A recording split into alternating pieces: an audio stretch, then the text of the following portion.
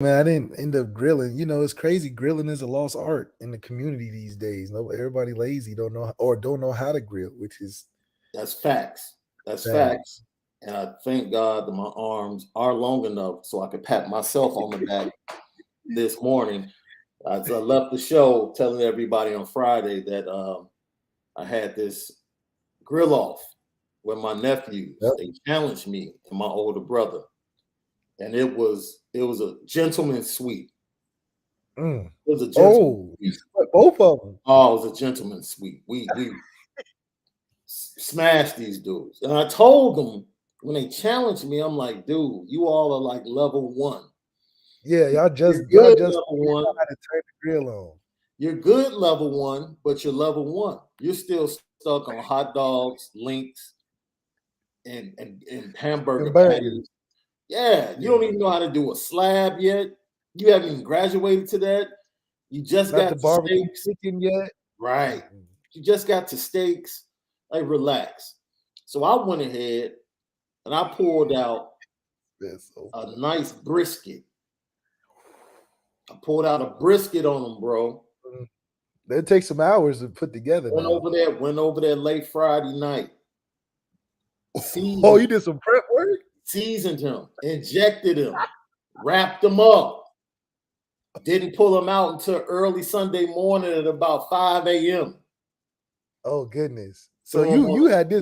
you had something waiting on them. Come on, bro. Come on. I had to come They out like turned around, Steph Curry and change the game on him.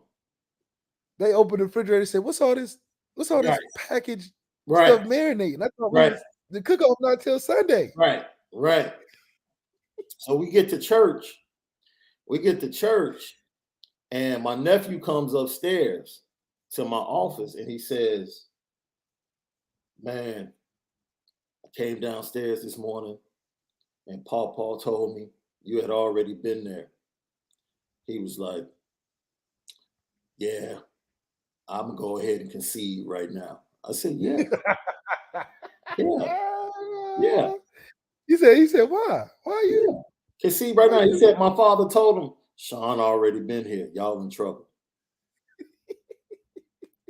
already been through here? Dude, threw the brisket on the charcoal smoker. Mwah, Yeah. mwah. Good six, The seven deal was hours done. later, The deal bro. was done. Oh, No competition. oh, oh. And then, I cut half of the fat off, not half, a nice amount of fat off top. Because you Mm, have to have the fat on top when you put it in the grill so that the juices flow down. that's But right. then the fat that I had in there, I put it on the side so that the juices could still, Mm. yeah, So yeah. it's like you're not running nowhere. No, You just underneath now. yes, yes, sir. Mm. Yes, sir. I can see the rest of LL Nation. That's They know what I'm talking about. skill. They know what I'm talking about. Did my thing. Did my thing. My wife helped me throw the spaghetti together. That's her specialty. She does a Yep. fantastic. The way she does it is different. Man, look. Oh, she bake it? Did she bake the spaghetti? Yeah, She yeah. put it in She the oven. cooks Yep. it. She knows what she Then she has like this mixture of like spices and sauces that she uses, and she gets it. Then she bakes it. Yeah, it's incredible. Because she knows I'm a baked mostaccioli dude. Oh, okay. I love Okay. places that do baked mostaccioli. That's right. That's right. And so she already knew it was on the menu. Yeah, yeah, yeah. So, bro, I don't know if you know this, man. You might be close to going viral, man. Who You might be me? For close because what? you, dude, the insight you gave Friday, it it it hit home with the fan base, bro.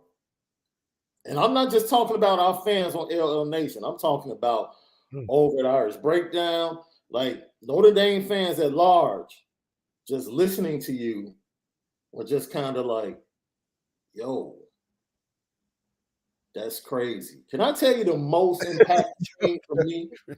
That's no real talk. I'm talking, and this is just based upon the comments that I pretty much fielded and responded to over the weekend next to the video and underneath the video. Like Notre Dame fans were just like almost, they had heard things put out there, but as one person said, so succinct was the word they used when you were describing everything. It was like nothing was all over the place, like very clear, direct, and you still did it in a way where the brand was kept first. Man, I saw it over on the IB message board, people talking about it like, yo, the way Malik described it, like we've never heard it like that before. So, yo, kudos to you, bro, because it kind of inspired the topic for the day. I'm gonna keep it real. Keep it real. I felt like with the momentum that was being built up, I said we might as well stay on this. Stay on it. Because we have a quarterback situation. Before we get deep into it, hope everyone had a great Memorial Day weekend. Absolutely. Glad you guys made it through safe. Lucky Lefty Podcast. I'm Shaun Davis at SD2 Mics. This guy right here is the original Lucky Lefty himself. We are brought to you and featuring Onora Whiskey, OnoraWhiskey.com. It's that premium American whiskey, OnoraWhiskey.com. Tastes so good, it's worth Men in Black pushing up on you in the club. Worth it. That's right. That's right. Oh, man. So we have a situation here.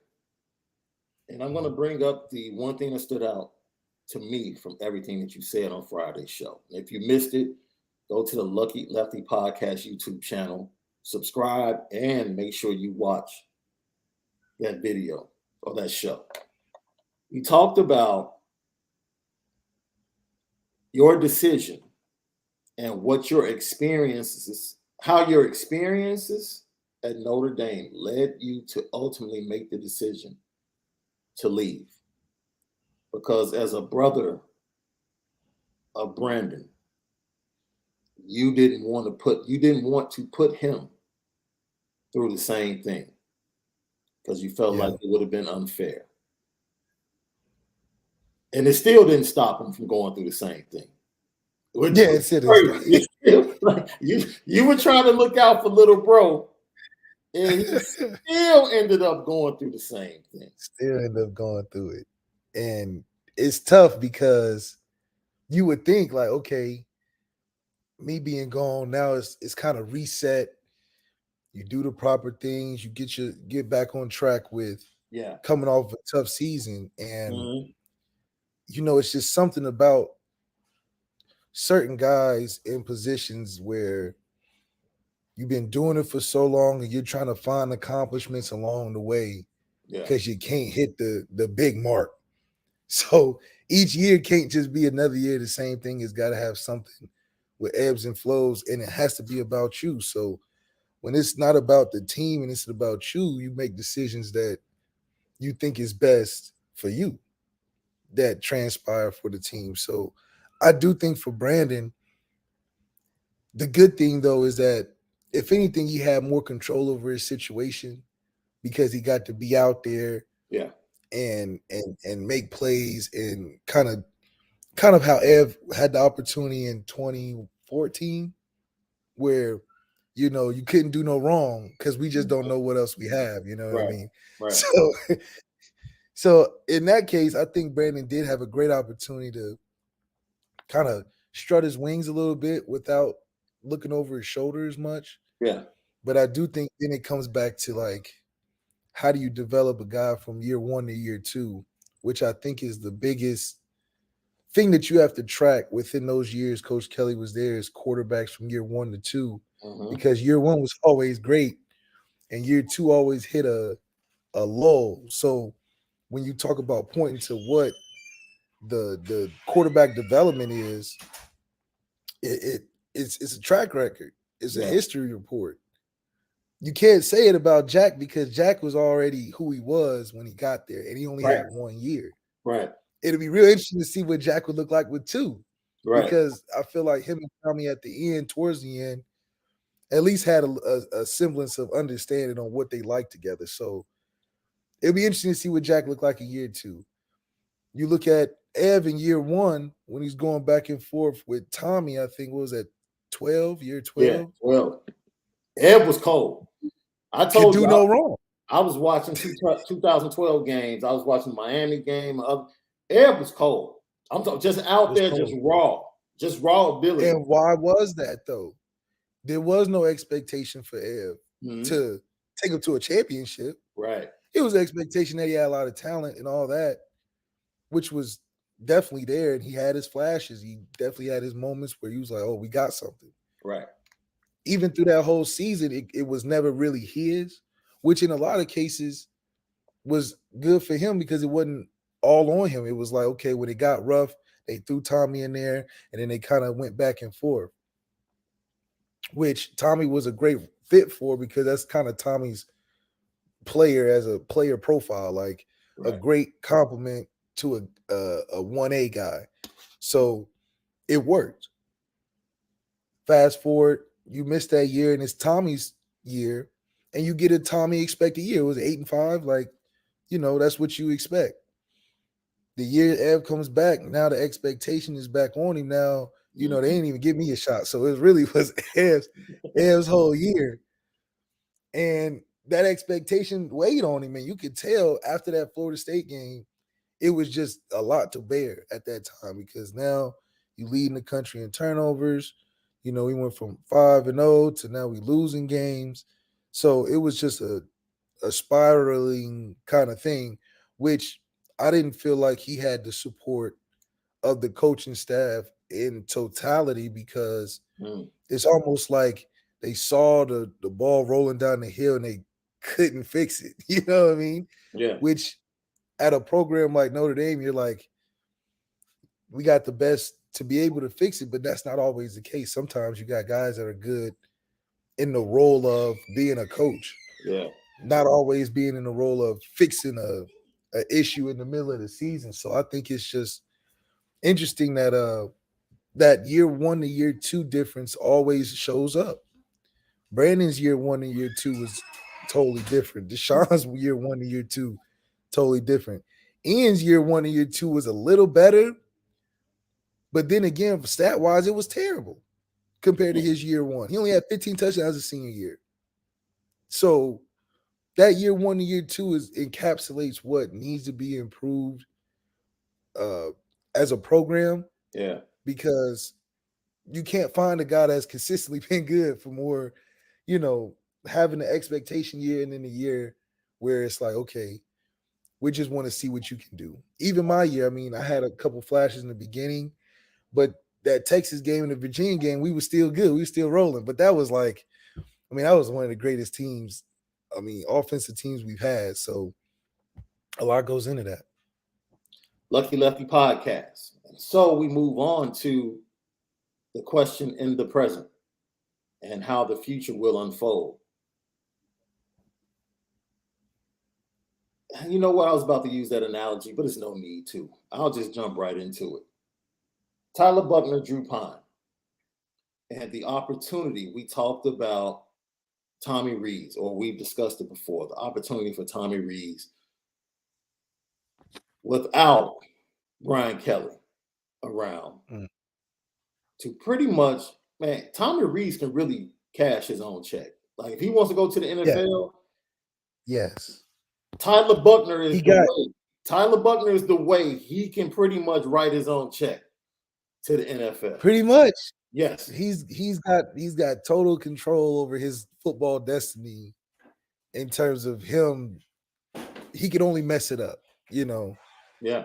Everything is laid out in front of him. He has nothing on his looking over his shoulder for real because Marcus Freeman didn't choose him. He was kind of like came with the house. Right. Right. So he's playing with house money.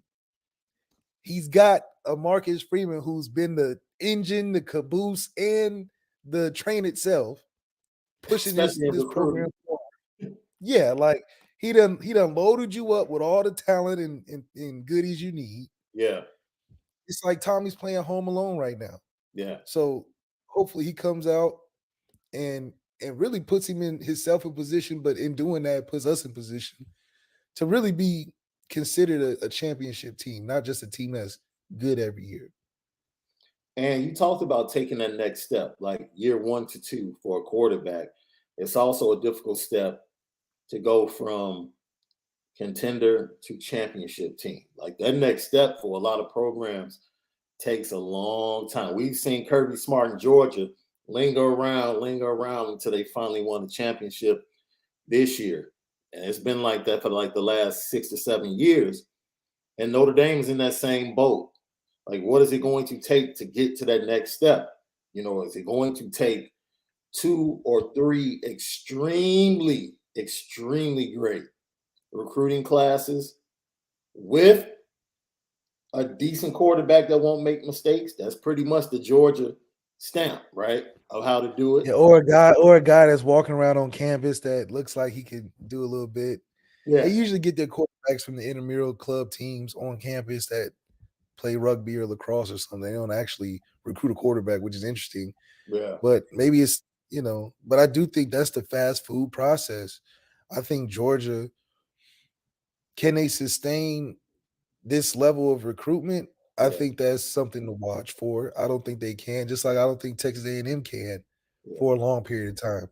I related a lot to how Ole Miss when they got Robert Kimdichie yeah. and Laramie Tunzel Larry and Tunsil. all those boys Yeah, that 2 year, those 1 or 2 years. yeah, And it never proves to work well because it's a fast food process. yeah. Hugh Freeze had to go through a bunch of crazy shit, even to say I got a number one class. Right. Fortunately, we've been cooking that meal for about 10 years. Yeah, we just haven't been Getting able to piece, get the elite of the elite. we just didn't get the right chef.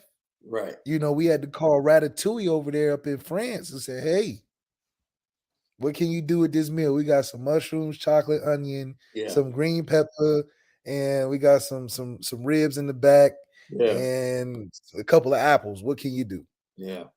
He said, let me go to the grocery store. We going to Whole Foods. Yeah. We getting all organic. We getting that good stuff. Yeah. I'm gonna come back with my grandma, aka the coaching staff that Yeah. I put assembled together, and we're gonna cook this meal right. We're gonna cook this meal right. And I think we got something that we can sit at the table and have a good time eating. You know Yeah. what I mean? We can digest what we seeing as a program. We can digest what we getting on the menu with these recruits. So I think this is a good time for where we are as a program and taking that next step. But it's the right time. It took 10 years to get here, but I think we're seeing the overnight success this year. Yeah. Lucky Lefty podcast. So you say something there. What is it going to take? What does Tommy have to do? Because we already know, we believe that Tyler Buchner is going to be the starter for this team when they walk into the horseshoe September 3rd. So he has a chance to change the narrative. He doesn't have to wait because most people are saying, getting Dante Moore is how we change the narrative. Well, you have a kid that was highly touted. We Yeah. wanted him to start as a freshman so that he can have experience going into this game in the horseshoe. Didn't play out that way. He had problems with injuries. We hope he stays healthy. But I would much rather he play behind this offensive line than playing a full season behind last year's offensive line. Because he probably would have taken the same lumps that Brady Quinn took his freshman year if he had played behind that offensive line, even with his mobility. Give me the three Yeah, I think keys to developing Tyler Buchner for Tommy Rees from your perspective as a young quarterback. the three keys to developing Tyler Buchner this year, I think a lot of it is getting him to understand that not turning the football over as a first year guy is probably the most important thing you can learn. Mm, And what I mean by that is understanding situations where, as a first year guy, look, you don't have to extend yourself to the limits to make a play. Yeah. It's all right if we can't get it this down. It's all right if we have to punt. It's all right if you have to throw it away. It's all Yeah. right if you don't feel like you can get out of it and you take a sack, but we can get off the field. So I think protecting the football and not putting the team in bad situations is the first thing that you'll get. And you do that through helping him with running the football, keeping him in short distances, not second and 12 and 13, make it second and 8, second and 5, things that are manageable, which I believe Tommy has enough knowledge and understanding of who Tyler is to Yeah. keep him in manageable situations so he can protect the football. The second thing, I really believe he should also challenge Tyler Buchner and working shots down the field. I think as a young quarterback, throwing the ball down the field past 30, 40 yards is a lot easier than trying to read a lot of plays underneath and have 10, 11, 12 play drives. So I think finding explosive plays for Tyler to extend the field and throw the ball down the field can allow him to at least feel more comfortable because he's good at that. If anything, we know Tyler's good at throwing it deep and running around. So finding plays to hit Lorenzo Styles, to hit Lindsey, to hit JT 20, 30 yards plus down the field and plays like that will make him more comfortable and settled to be able to work longer drives towards the end of the game because he can feel like I'm not having to be so perfect getting all Yeah. the way down there. And plus, it's like Steph Curry, he sees a couple threes go in, you hot all day. And I believe that's the type of player Tyler is. I think he's a momentum type of guy. So if you get a big 60-yard play through the air, he's going to follow it up with some creative playmaking play and get a two-play touchdown drive. So that's the type of player I believe he is. I don't think he's a guy that can jack cone his way down the field, which is why I thought it was a little hard for him last year having to balance a consistent, steady offense from a dynamic, anything can happen, one play touchdown kind of guy that Tyler was recruited to be, in my opinion. I think the last thing outside of protecting the football and Yeah. getting explosive plays is staying healthy. I mean, look, it's okay to go down. You don't have to run everybody over your first year. You have nothing to prove on a toughness level other than getting through the game healthy. Yeah. So being conscious of how to stay healthy and doing the things off the field to remain healthy and all the rehab stuff quarterbacks got to do, especially if you're going to be running around like that, you definitely need to be able to find a way to do that better. And so you can stay on the field and get those experiences so you can grow throughout the season. Let me ask you this question before I play a clip of Marcus Freeman kind of supporting your first point. What is it about the intermediate game that pretty much makes it more difficult or the last stage of development for a young quarterback? Because you just talked about that. Like, big plays, running game, jet sweeps, all of that stuff, the short passes, the screens. That's what's going to help him out early on. But that intermediate game, like the 8 to 15 yards across the middle, in the meat of the defense, reading zones, anticipation, what makes that so difficult for a young quarterback? Is it strictly, pre-snap, or is it just that's the way it is normally? Oh man, a lot of it um, is because guys aren't used to it and aren't asked to do it. At the lower levels, growing through high school and just intermediate school, because one is hard to even get the other guys, not even the quarterback, it's hard to get the other guys to run routes the right way and the right depth and on time. And so being that a quarterback has to be rhythmic and has to be on time, training that offense, and training in an offense like that, Hmm. it's hard to do because you have to be consistent on reads. You have to be disciplined within your technique and your footwork. We're in the age of YouTube where you're watching nothing but highlights. Yeah. So you model your game after highlights and you don't find the interest in saying like second and 10, we need this 10-yard dig over the middle. We need this 5 and in. We need these boring routes to be completed. because that's going to extend drives and sets plays, other plays up to hit those bigger plays. We live in a fast food world, so it's interesting that we play like that. We're looking for the deep ball. I'm telling my quarterback every freaking day in high school, stop trying to throw it deep. I'm calling this play so we can hit the hitch, so we can set something up later. You want to keep throwing the defense freaking route. Like, stop doing that. Yeah. But that's what every kid grows up wanting to throw as a quarterback, right? You don't think about the big touchdown or the winning touchdown as a 1 yard, pass. You think about the 50 yard or the 40 yard. Yeah. Exactly. And I'm telling my quarterback, I say, go home and dream at night hitting a 5 and out. Go home and dream at night of hitting the slant. Because you go home at night and gotta be dreaming, hitting 40-yard bombs, crazy Patrick Mahomes plays because you act like it out here, Yeah. So doing those boring things and going through those reads, because one is tough. Because you got to think the other team is changing defenses, doing different things to get you confused. So even though the play is like a 5 and out and a 10 and over, you got to be able to stay disciplined and not be like, okay, I got to do this and I got to go here. And a lot of times, then the other problem is a lot of coaches don't know how to coach progressive reads. They don't know how to coach consistent reads. You're getting in offenses. I've dealt with it early at Notre Dame where you get a play and you think you sitting in class. There's no way you can talk about a play for 30 minutes, the same play for 30 minutes and all these different things about it, and then go out there and be like, why are you not completing 10 out of 10 times on this play? It's because you done gave me a dissertation and you done coached the hell out of a play to the point where it's too much. It's kind of like how Sean McVay said he out coached himself for the Super Bowl against Bill Belichick.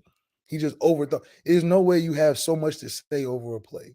Yeah. And that's a little of where we ran into is that we got a basic concept and we 5 minutes in. How? We still talking about this? Like there's no way that because of that, you saw why we getting delay games out of timeouts and consistently things be wide open. You be like, why is things be wide open? You be like the Baker Mayfield video that Odell's dad put out, dude be running wide open. And you be like, why are you not looking? Well, shit, his eyes are all over the place. You're looking at 15 different things. So as I've gotten older through the game and knowing what I didn't know before, just because you just don't know what you don't know, you find out that the game is played a lot simpler on elite levels. Yeah. And you, as a quarterback, just through different experiences, you find easier ways to simplify plays. Because when you first get into college, they give you too much to where you don't understand.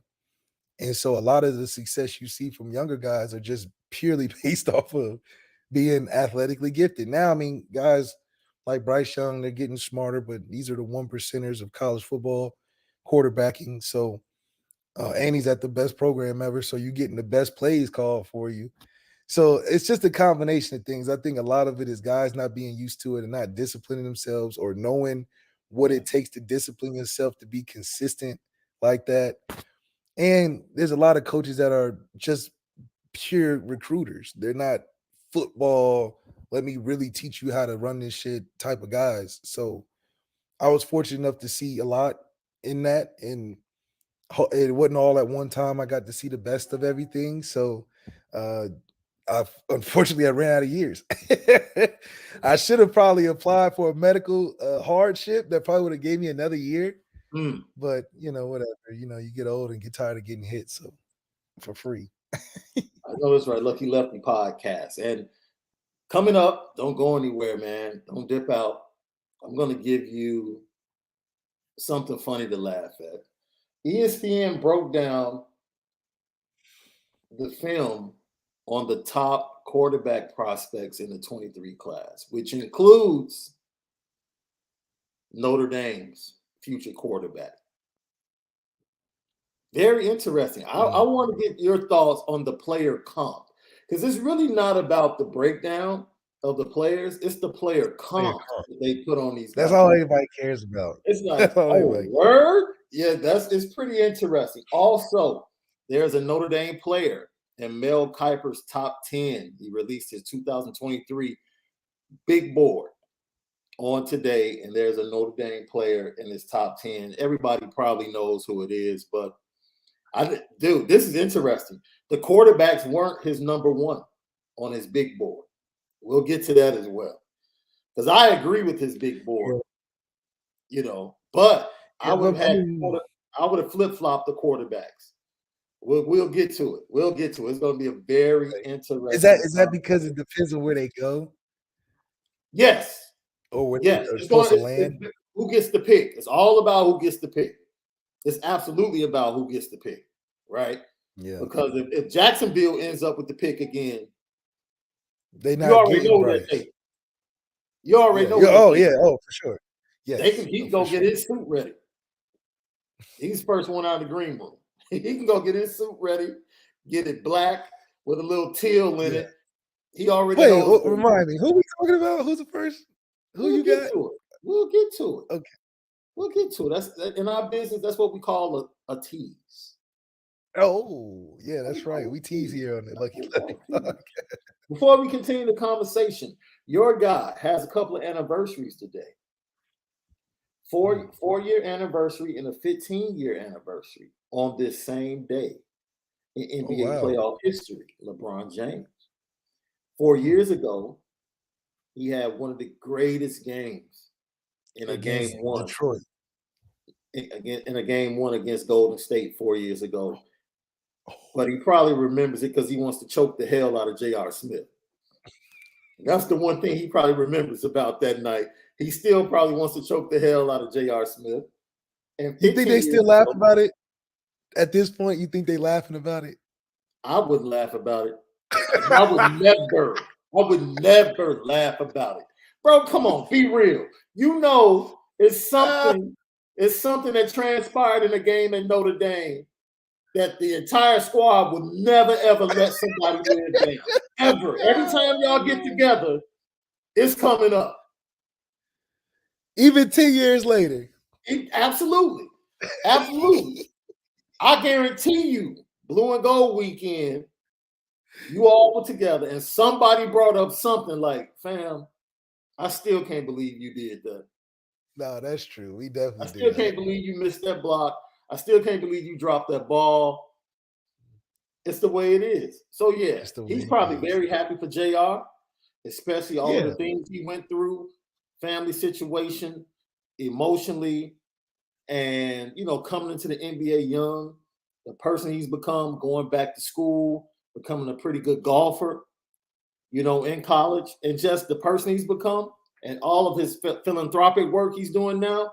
Yeah, LeBron he's James really out is here. probably extremely happy. But when they get together, LeBron James is probably drinking that wine. Fam, bro, what in the hell were you thinking? Yeah, like how? He probably like, how does that transpire? Like, this ain't no regular, this is the NBA finals. And you can't you had a moment where it was like, you had a preseason moment. Like, hey, Malik here, bro. Like, we at the most crucial moment. Yeah. In the most important type of, I don't know. I have a moment. And this is a great question for the chat. Notre Dame fans, what's the one event in Notre Dame history that you'll just never let go?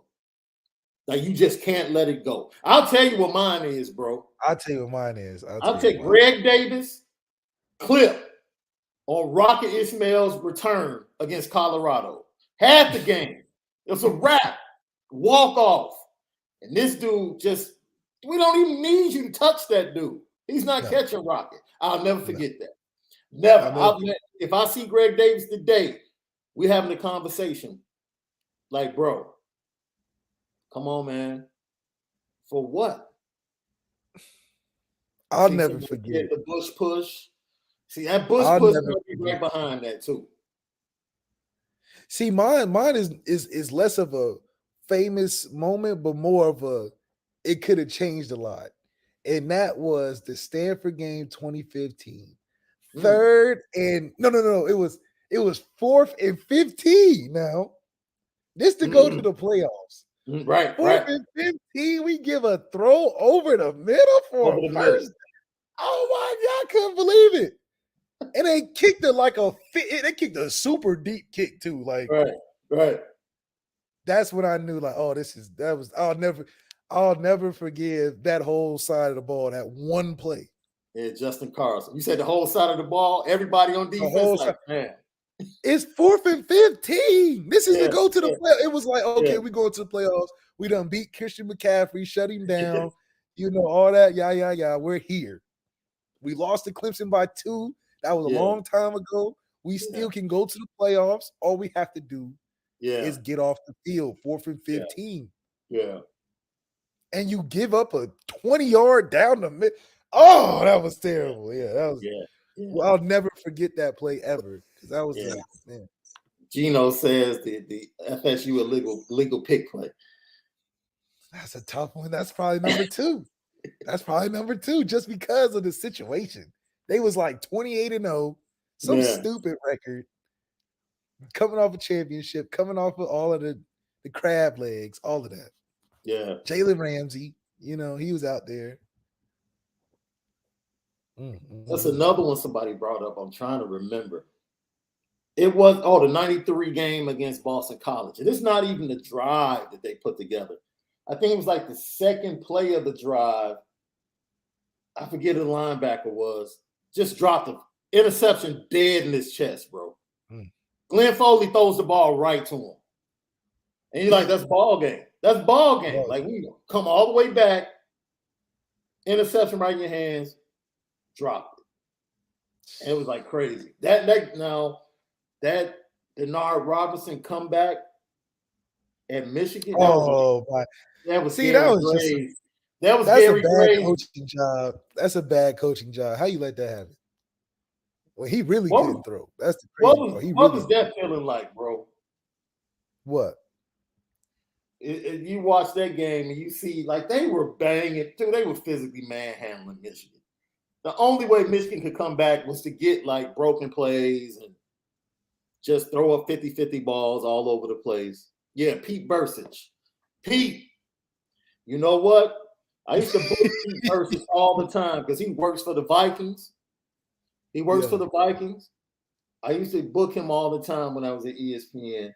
I'm going to have to send him a text message today like, Pete, you know what? How you drop I was just thinking about it. He has to come on the show too. I'm texting him right now. I'm literally texting him right now during the show. Hey, Pete, I'm about to tell you. Your name done brought up bad memories. We got to bring you on the show. Shaun Davis here. On the podcast with Malik Zaire, talking about plays we can never let go of.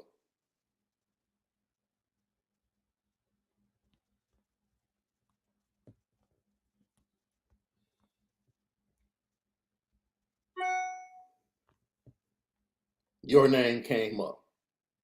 LOL.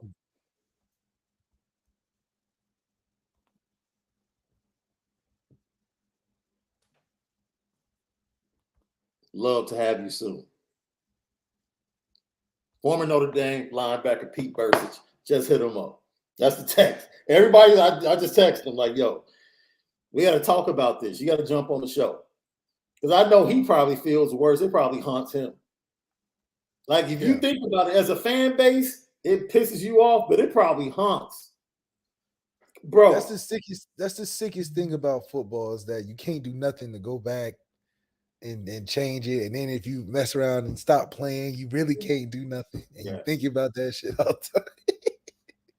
How many times have you thought about that play at Virginia, bro? Just like,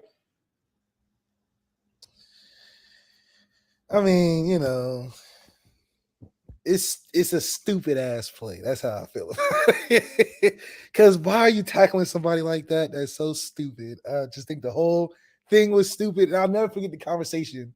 I had right after surgery. I'm sitting in St. Leo's, mad as hell. Coach Kelly comes in, come check on me and shit. Yeah. First thing this guy says is, should have threw it out. Should have threw it out. I don't know why you ran it. You should have threw it out. That's on you. And I couldn't do nothing but laugh. You know, I was mad as hell. I was like, yeah, I know I should have fucking threw it out. I thought I can beat the guy. Clearly, I couldn't beat him and shit. So, yeah, I think I don't think about it too much because it's not much I could have did in that situation. Obviously, throw the ball out, but I mean, I had just got off a crazy run literally the play before. Right. And so I'm thinking, I'm just finna run this thing in. Shit, like yeah.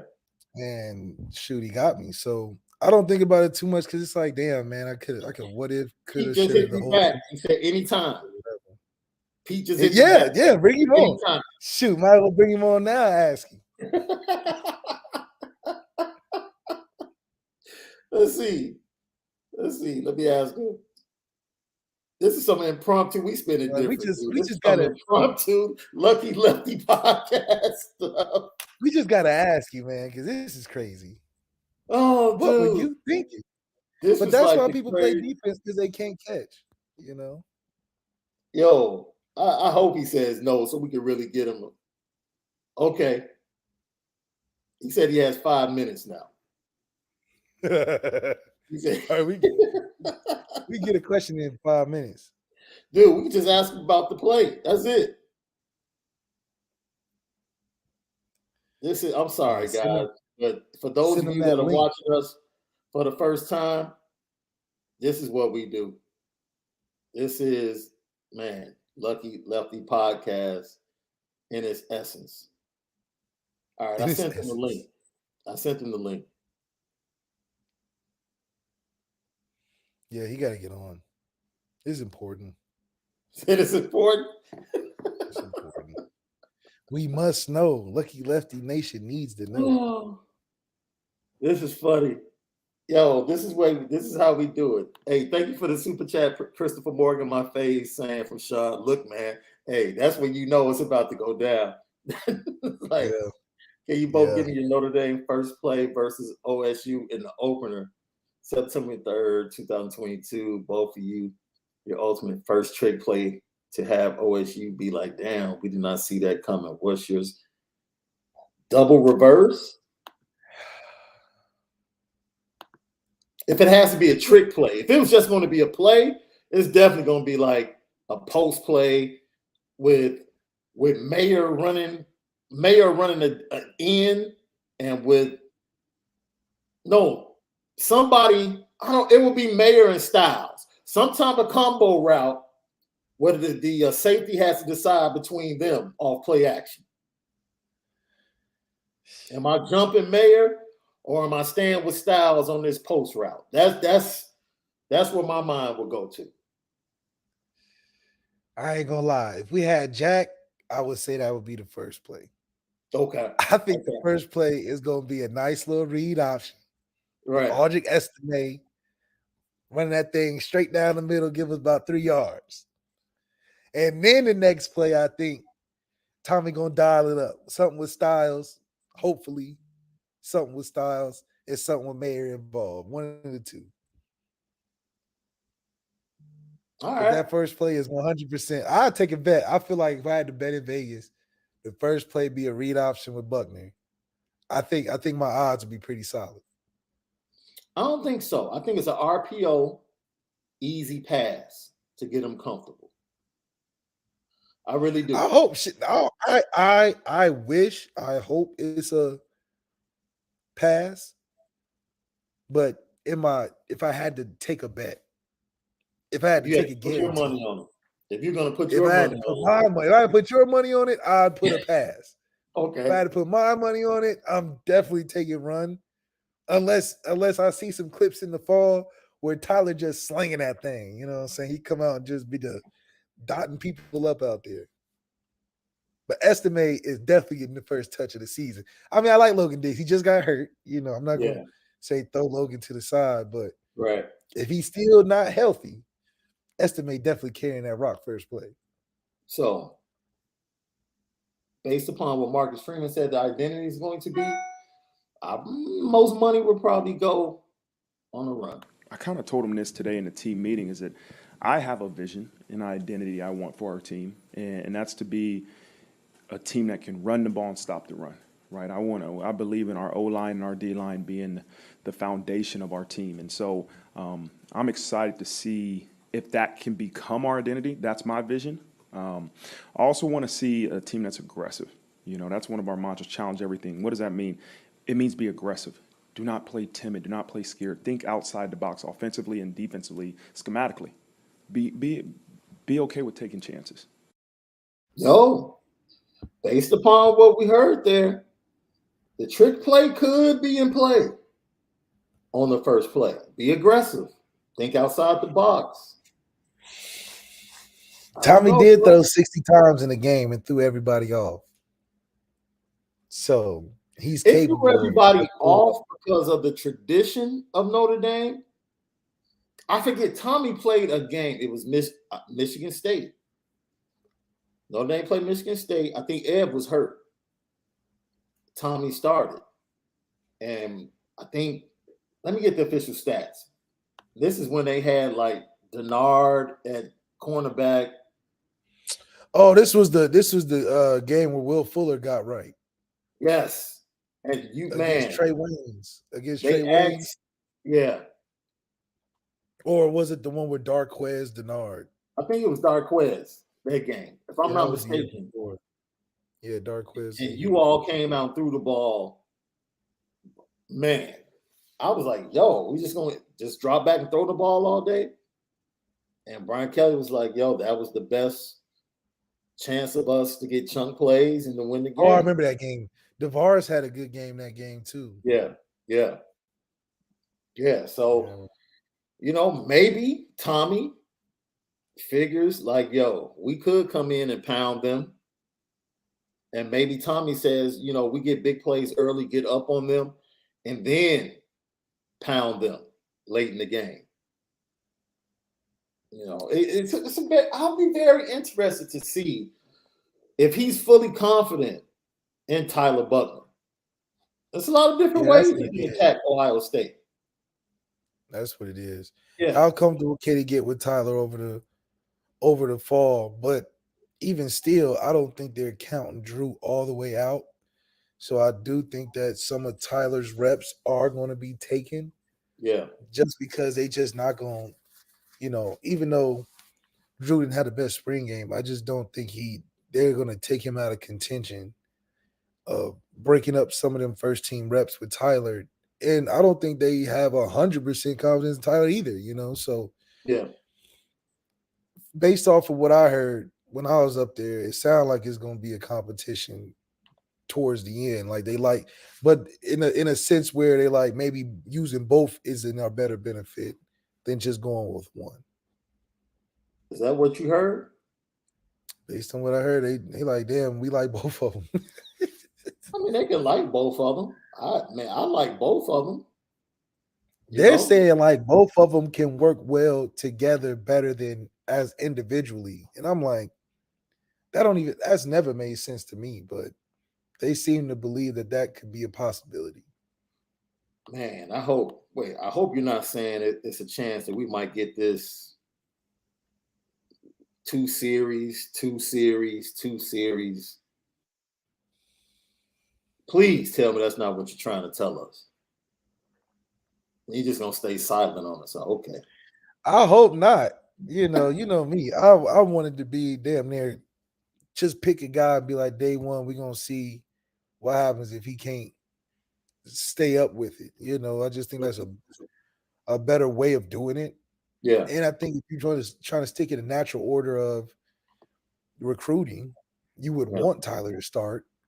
So when Dante comes in, at least at the worst, he get a red shirt, so. Yeah. Well, we made a request and we are pleased to be joined by another. We spin it different, Lucky Lefty podcast. And topic of the day in the middle of the show kind of switched up and we started talking about plays that as fans we can never let go of. And, one of the listeners put the 93 play in. I said, let me reach out to my guy. I booked him plenty of times on ESPN radio for ESPN 1000 to get a breakdown on the Minnesota Vikings. He is former Notre Dame linebacker, former Minnesota Vikings linebacker, and now analyst for the Minnesota Vikings. Pete Bercich joins us right here on the Lucky Lefty podcast. How are you feeling, my friend? I'm good. How are you? I'm doing well, man. Doing well. How was your holiday weekend?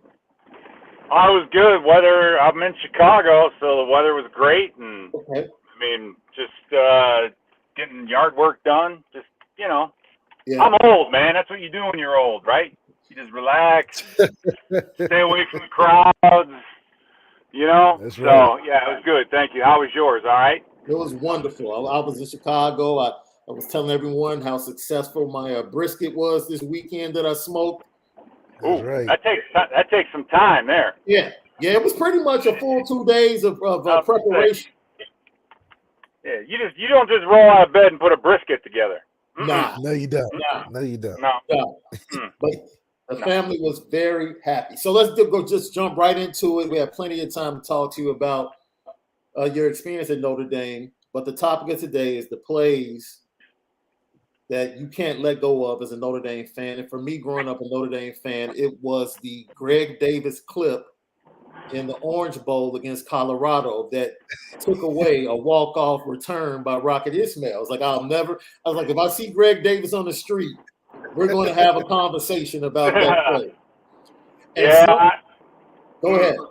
No, I'm saying that. Yeah, there were a number of heartbreakers throughout my time there, and I just remember right before that play, thinking to myself, if Rocket returns this kick for a touchdown, then he will be the greatest college football player I had ever seen. I was there. I was getting recruited in '89. I was actually at Michigan, getting recruited by Michigan the day he took those two kickoffs back for touchdowns. And then, a year later, you're there and you're playing with them and blocking for him and all those things. And, something like that happened, and he did. He took it to the house. Yeah, that's a tough one. Colorado was a good team back then, and, it was disappointing to say the least, but phantom holding calls, I guess, do happen, right? Right. Absolutely. That's a lot of my fans in the chat are saying that was a horrible call. Because it really didn't affect the play. The guy wasn't going to catch Rocket anyway. No, and you know what? And the older I get, the worse that call was. Yeah. Yeah, that's how it happens. That's how it happens. So whatever. How does the drop interception in '93 still stick with you? It's as the game goes, that was there were a lot of things that happened that game that didn't go our way. In a way, I think it's kind of a blessing in disguise because when I meet people and that's one of the things that they bring up or they want to talk about, then right away I know I don't want anything to do with you. Goodbye. It's like whatever. Right. If that's what you want to say, that's fine. Those things. It's kind of fun to sit back and think about how things might have been different. Had we found a way to win that football game. But it is what it is. It's hey, if I'd have just stuck one hand out there and knocked it down, everybody would have been like, oh, good, great play. Yeah, good defense. Yeah, but it's one of those things where when you get an opportunity to make a play, you have to, and we could have ended it right there, and we didn't. So, yeah, what are you going to say? Yeah, I didn't try. No. Like, what am I going to say? I screwed up. I fucked it up. Sorry. It's like I got myself in the right spot, but just didn't make. And yeah, it's a tough one, but that's what you risk, man.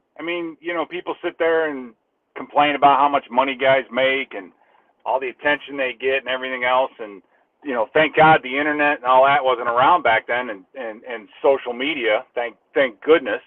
But He that's said, but "Thank goodness." that's the thing, man. You can if you're gonna go out there and be a hero, then sometimes it goes the other way.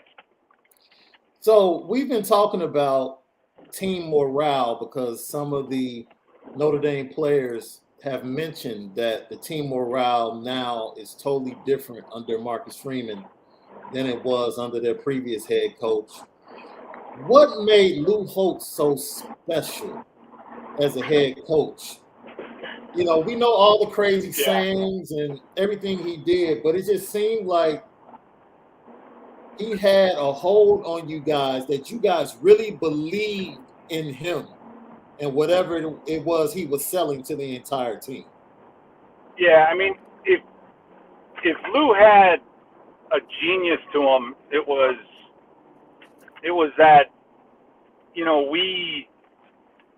we never feared anybody that we played, because we played. I mean, when I say practice, I mean we played live, goal line, stuff like that, against some of the best every single day with against each other. And whenever the lesser the opponent we were going to play, the bigger of a maniac Lou was. And I mean, I remember the Sugar Bowl, so that's the year following the Orange Bowl. We were practicing at Mike Stonebreaker's high school. It's a small Catholic school. And the last day in pads is always a big day because we would go out that night and celebrate, no more pads. Anyway, well, we got there and it was raining, and so we had to move practice, and we all got on the tour buses, and then we drove into this, right downtown in New Orleans, this facility. It was Expo Center, and it was all concrete. So we get off the buses and we're taking our pads off, and Lou's like, "Who told you guys to take your pads off?" We're like, "All right." So we practiced no tackling, but thud in for 2 hours, right? You talk about the Orange Bowl, my freshman year, we were an hour and hour and 30 minutes in that practice, and he blew the whistle and started it over because he didn't like the way things were going. My point is, you deal with that, right? Day after day after day. And like I said, you'd play a team that wasn't that good, and he was nuts, and then all of a sudden, you play Florida State, and then around Thursday, so it's always around Thursday, he would get out and start playing catch with a player, or, and then he would just relax. That's why we were so good in big games, because when we were playing a lesser opponent, everybody was just, you were always uptight because Lou said it himself. The best way to motivate is remove those who aren't motivated. Now, he should have said, to be more accurate, remove those who make mistakes. Because I know if you're out there playing, you make a mistake, here comes your replacement. And then he stayed in until he made a mistake, and then you went back in. I mean, that's the environment that you just had to learn to live and play in. But like I said, on the big games, come Thursday, he would just lighten things up. He'd laugh a little bit, and everybody would just kind of take a breath and calm down. And those big games, that's when we were actually loose, right? Yeah. And, so if, his genius wasn't in the X's and O's and all that. His thing was, we feared him, so to speak, more during the week and what he could do than we did any team that we played against. We just practiced for 2.5 hours on concrete, everything but tackling each other. I mean, who from Florida is going to hurt me, right? It's like, it's so that mentality,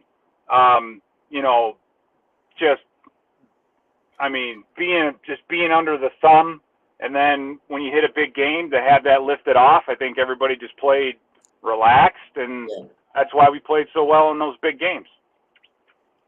Lucky Lefty podcast, pleased to have on former Notre Dame linebacker Pete Bercich. And Pete, before we let you go and get on with the rest of your day, you talk about that 93 team, but you brought up something that I have to ask you about. The Sugar Bowl and the Cheerio comment leading up to the game and Notre Dame not belonging in that game going up against the Gators. I just have to know, like, what was the mentality going into that game? Because you guys came out with a clear game plan, but as far as X's and O's, but the attitude for me, because I remember watching it at my grandfather's house, just like most Notre Dame fans thinking like, man, I hope we can just stay close to this offense that Florida has. And the more the game went on, it was just like, oh, we're kicking their butts. Yeah. Like, they physically could not deal with us. Like, what did Lou say to you guys leading up to that game that had you guys in that frame of mind that you knew you were going to kick their butts? Well, I mean, there was plenty of what you would call locker room material, right? Yeah. Which is the comments that were made. And I think and I think that, you know, at that time we were good enough to force people into two categories. Either you liked us or you hated us. Mm-hmm. And there were a lot of people in the media and a lot of people that, you know, just didn't like Lou, didn't like, you know, they just didn't like us. And like I said, you know, we practiced in pads, man, on concrete. I mean, we were ready, right? And you're right. And when you play a team that's fast, Florida was a very fast team. They weren't as physical as we are, so you don't run away from them. You run at them. And, you know, that's what we did. And, you know, I look back now and you had Bryant Young's in the Hall of Fame, Jerome Bettis is in the Hall of Fame. It's like, if we could have had Jerome and Tommy around for one more year, I think 93 would have been, you know, even that much more special. But they did what they had to do. And so, but yeah, it was, I'm lucky to have played with the men that I did. I miss all my teammates. They're great people. And I think that, you know, I don't want that to be looked over. They were tough. I mean, what a tough group of dudes. These guys were the toughest people I've been around, you know, and, you know, anybody that got through Joe Moore as an offensive lineman, you don't, if you can play for 4 or 5 years under Joe Moore, then you don't need to prove your courage any more than that, right? That guy, I just wish I could get some of the kids today to come out, you know what I mean, and just kind of experience what it was like, because you know, obviously you probably can't do that now. Yeah, when we were going through it, that's what we heard. Man, back in the day, it was this and this. It's like, yeah, it was real, man. So I appreciate you guys having me on. That was fun. Absolutely, and thank you for joining us. We'll have you on again and give you some more time to talk about some more things and your time in Notre Dame. And I'm going to suffer with you through this NFC North season, bro, because we might see some bad football. Might be some bad football going on. Who knows? Don't worry about it. They're professionals. They got to figure it out, right? Yeah, that's right. That's right. So, Pete Bercich, once again, thank you for joining us on the podcast, man. Have a great day. You too. See ya. Yeah, that's Pete Bercich. I'm glad we were able to get my friend, man. Once again, you know, relationship going back to my time at ESPN and just constantly talking to each other and bringing them on to preview matchups with the Chicago Bears and the Minnesota Vikings. And the fact that he came on just that quick, man, we greatly appreciate it. We'll get him back on to talk about his full story at Notre Dame at some point in time. But he's right, man. I'm telling you, Lou Holtz was different. But the one thing he pointed out is that Lou was going to make sure that they feared no one. That's it. They feared no one. And look, he was crazier when they were playing Ball State. Like, forget, players loved playing against big competition because they knew the week of practice was going to be a little bit better. You knew you were playing Ball State. It's like, oh, this dude is going to go crazy. Who practices on concrete for 2 hours, man? Like, who practices for an hour and a half and then says, you know what? we starting all over from the beginning. Not good enough. Because they frame it as a walkthrough, but I can understand now that I've been doing the coaching and how walkthroughs can be real frustrating for a coach. So yeah, it's stud, but you really want them to go full speed. It's more of a mental thing that happens to be physical, like when you're going through it. But mentally, it's like that's really the it's like study hall, So nobody likes to do study hall, but you got to, which is walkthrough, So whatever. Man, look, I'm just letting them know how much we appreciate them. So let me go ahead and give you this, bro. ESPN put out the scouting report on the top 10 quarterbacks in the 2023 class, right? Would you like me to start with Dante Moore? Go ahead, start. Because that Malachi, they did one on Malachi, they did one on Arch Manning. But coming in at number 3, Dante Moore, Martin Luther King High School out of Detroit, Michigan, 5 stars. And number 3? Number 3 ranked. While Moore is a passer first, he is more than capable of being a designated runner in the zone read scheme. He has natural instincts for timing and when to use his feet. As someone who can be a game changer on the ground or in the air, his skill set would allow for him to play in just about any scheme. He's smooth and poised and can make the necessary throws with very good arm strength and accuracy. He has a knack for throwing guys open.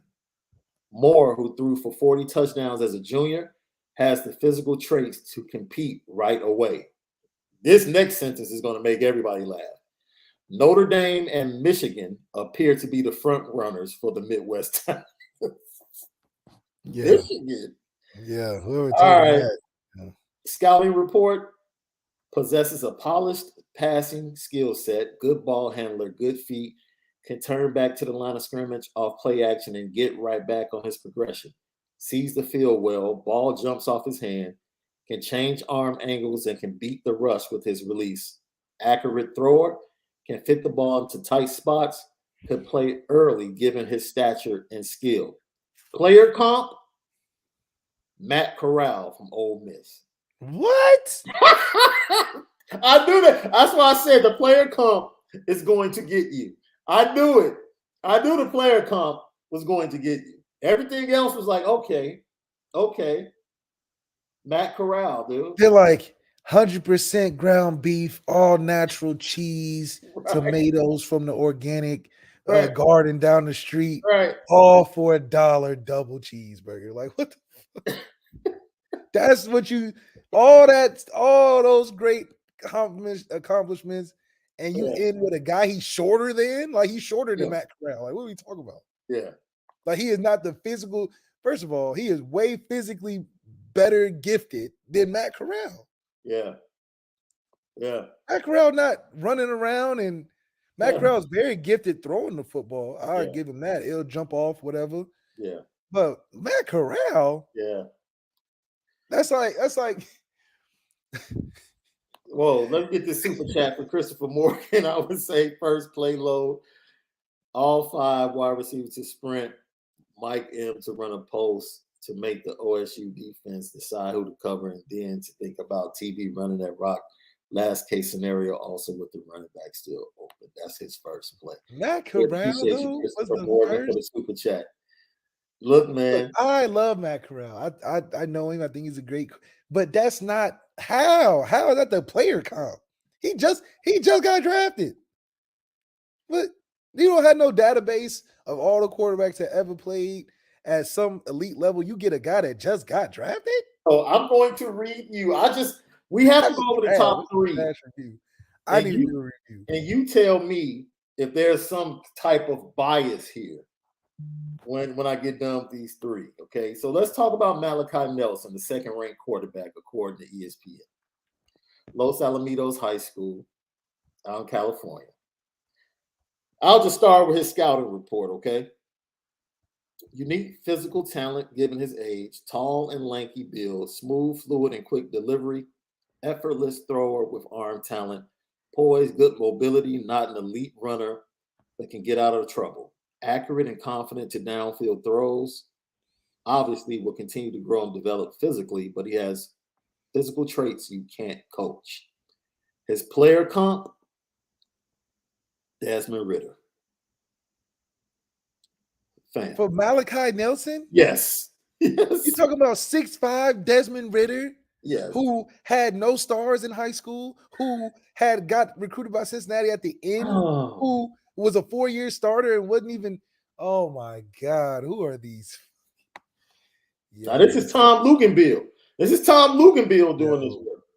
You're comparing a guy that's 6'5" to a guy that's 5'11", maybe 115.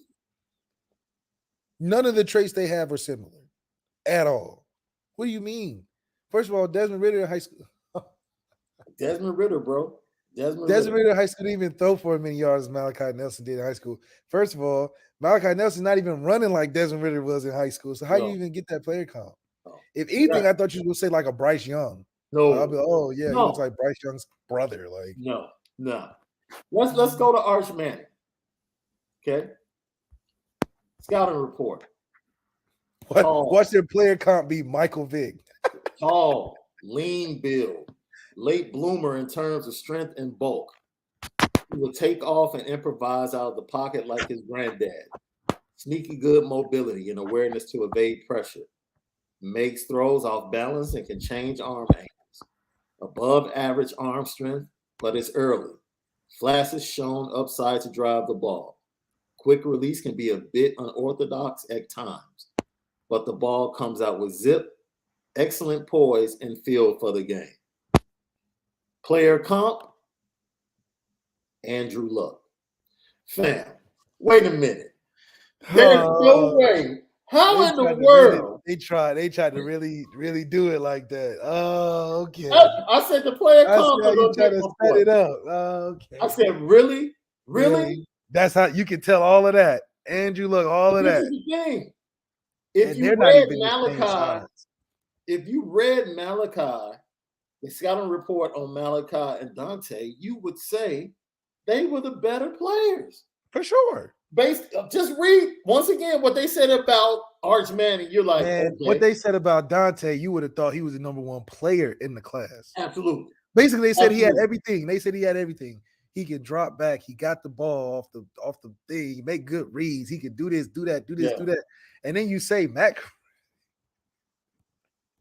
he need to have Peyton Manning next to his. If that he can do all that, he need to have Peyton Manning next to his. Archie Manning needs to have Nate Peterman. Like Nate Peterman. Or Derek Carr, one of them. Man. And Malachi needs his basically Bryce Young, his cousin or something. Yeah. Andrew Luck, they say Andrew Luck because they like, all right, he's going to be first pick no matter what. So let's give him a ridiculous player comp that he's nothing like. Andrew Luck, fam. Andrew Luck, really? He's not even the same size. Andrew not even Luck that same frame. Andrew Luck was a freaking linebacker. It's a freak of nature. Dude, with crazy arm talent. And you just said his arm talent is not there. Right. But Andrew Luck had everything you would want. They say Andrew Luck was the best quarterback prospect in recruiting history. Yeah. From him and Trevor Lawrence were the best quarterback prospects in history. Mel Kiper's number one quarterback in history was Andrew Luck. Yeah. And so that's what you're giving to Archie or what is his name? Arch Manning? Yeah, right. But you know how they play the game. They going whatever. They need something to put butts in seats. Oh man, Lucky Lefty podcast. So hope you guys enjoyed the show, man. Oh, I forgot something else. Mel Kiper releases top 10 on his big board, right? Who do you think is number one on his big board? The Notre Dame player, of course, is Michael Mayer. Michael Mayer should be Foskey, though. Mayer comes in at number 7. Your boy is number 8. Like your homie. Like your boy is number 8. Who? Eli. Oh, yeah. I already knew. I knew he was. That's why I was like, you might as well come Notre Dame. It don't matter where you go. You know what I'm saying? He's going to be top 10 regardless. I said it don't matter where you go, bro. You might as well come here and get that, good old education network thing going. Yeah, so Eli Ricks is right behind him at 8. But Will Anderson is number 1, bro. Oh, duh. Yeah. That's all I'm talking about. If Aiden Hutchinson was anywhere near that 1 or 2 last year, Will Anderson's for sure number 1. Like, yeah, he's number 1 on the big board, and he said it's not even close. Not even close. What are you talking? Like, not even the only close person would be his teammate, number 15, on the other side. Dallas Turner is the only other close guy, and that's his teammate. Yeah. So number 2 is Bryce Young. Number 3 is C.J. Stroud. Number 4, Jalen Carter, defensive tackle from Georgia. Number 5, the Fighting Irish will see week 1, Jackson Smith and Jigba. And then they'll see the number 6. Caleb Williams. No, Brian Bercich, defensive tackle from Clemson. Bercich from Clemson? Bercich from Clemson. Yeah, that's a longevity award, because he was supposed to be 3 and out way long time ago. Shout out Brian Bercich. That's my guy. Overtime, shot some videos with him. He was supposed to be the J.J. Watt of Clemson, but they at the time they had a lot of guys now. Yeah. Not that he wasn't great, but it's hard to be better than those 4 All-Americans they had at one time. Yeah, Clemson has another player, number 25, and Trenton Simpson, the outside linebacker. Ohio State has another player coming in at number 14, I believe. No, 15, Paris Johnson Jr., the offensive tackle. And Paris Johnson, yep. Isaiah Foskey comes in at number 19, I'm sorry. On the big I know those guys. Okay. That's the easy choice, Big 10 or big board. That's the easy choice. Yeah. So 2 first-round picks for Notre Dame at this point, according to Mel Kiper Jr. Coming in at number 18 is somebody that, unfortunately, my brother, we might have to do some damage to. Just might have to. Who, Caleb? You know what time it is. Yeah. Petticoat.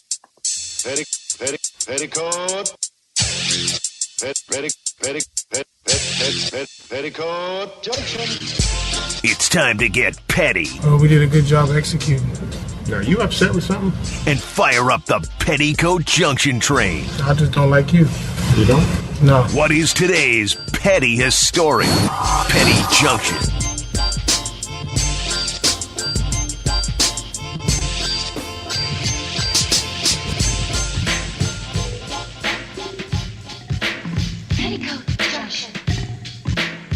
Petty Junction.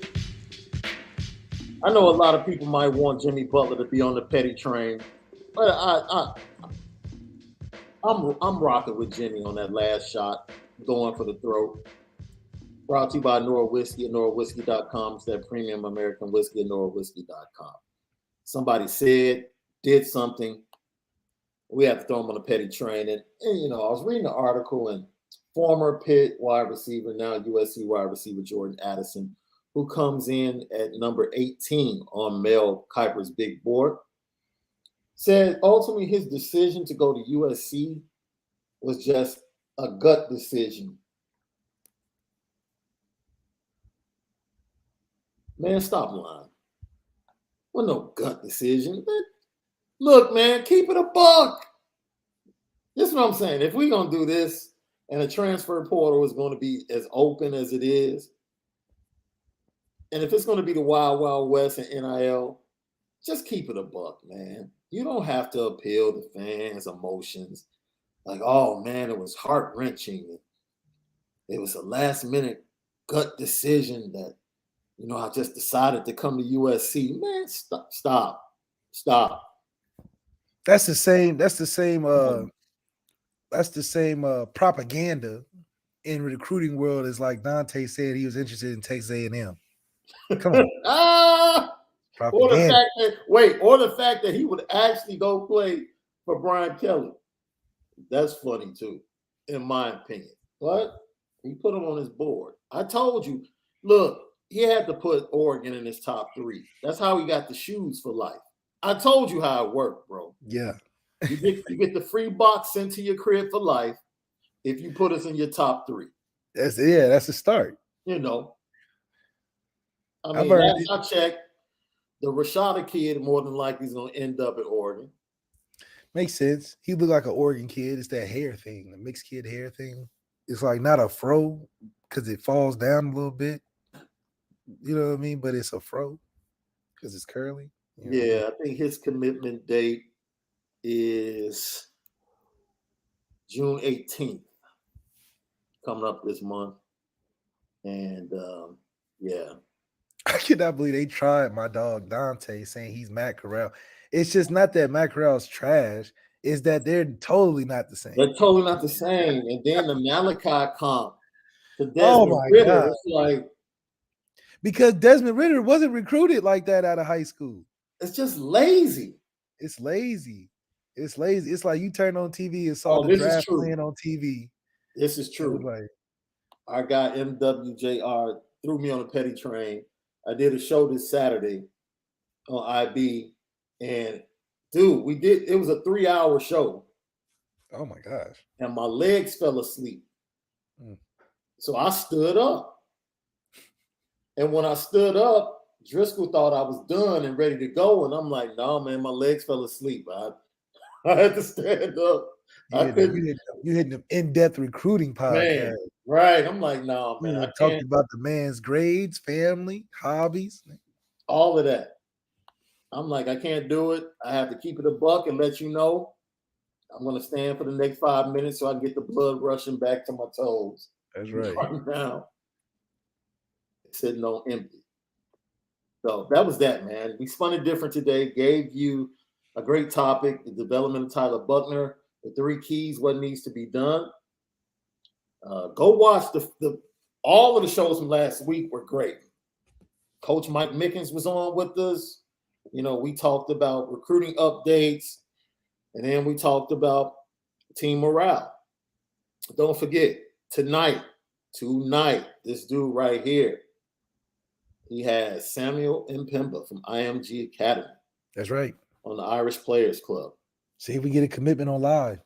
Man, we always ask if it's a hat in the room with the IMG kids. That's right. Always ask that room. Absolutely. So he'll be on with Malik, and we'll recap that and talk about it tomorrow.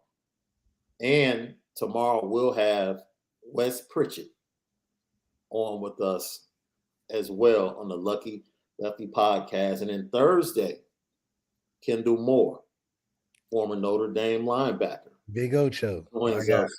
Big Ocho joins us on the Lucky Lefty podcast. We spin it different. This is what we do. All right? So go check out all of that stuff. Apple Podcasts on the A2S Network. And we're working on getting a pretty big deal done for the season. Mm-hmm. Pretty big deal done for the season. Mm-hmm. So hope everyone has a fantastic day. As always, make sure you spend it different today. And we'll see you tomorrow for another episode of the Lucky